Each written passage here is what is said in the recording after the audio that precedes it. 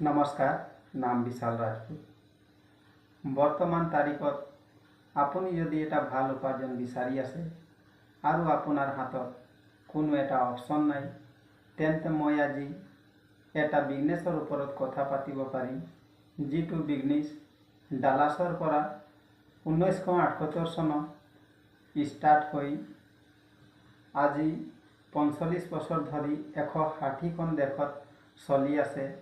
আমাৰ ভাৰতবৰ্ষৰ 2000 চনত আহি আজি 25 বছৰ ৰানিং লৈ অসমৰ চুকে কোণে বিজনেছটো চলি আছে, যিটো বিজনেছৰ মাধ্যমত লাখ লাখ মানুহে নিজৰ সপোনক বাস্তৱ ৰূপ দিবলৈ সক্ষম হৈছে।